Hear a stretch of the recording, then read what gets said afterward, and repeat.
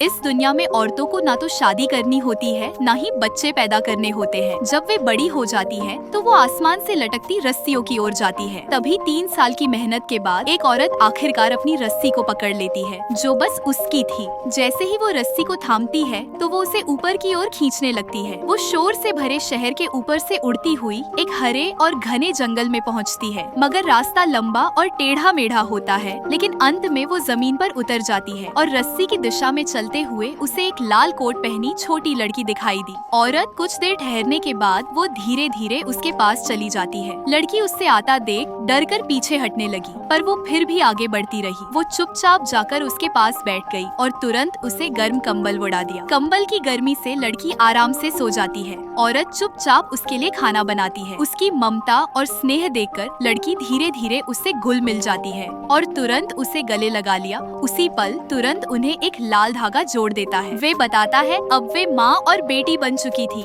लड़की जब पढ़ने गई तो उसके अपने दोस्त बन गए, मगर माँ का प्यार अब भी उसके लिए एक मजबूत और सुरक्षित सहारा बना रहता है। जैसे जैसे वो बड़ी होती गई, माँ के साथ बिताया समय कम होने लगा। अब औरत सिर्फ उस लाल धागे को थामकर ही अपनी भावनाएं दिखा पाती है। कुछ समय बाद लड़की अपनी माँ के पास लौटती है, लेकिन अब वो भी माँ की तरह ही बड़ी हो गई थी और उन्होंने कुछ पल साथ बिताया और लड़की फिर से अपने रास्ते पर निकल पड़ती है। वो माँ के बनाए घर का दरवाजा खोलती है और अपने आगे का सफर तय करती है। फिर वो अपने हाथ से बंधा धागा खोलकर अपने दिल में रख लेती है। अब उनका रिश्ता दिल में ही बसा रहेगा। एक आखिरी बार एक दूसरे को गले लगाकर वो मुड़ती है और आसमान की रस्सियों की ओर बढ़ जाती है, अपनी खास लाल रस्सी खोजने जो सिर्फ उसकी है।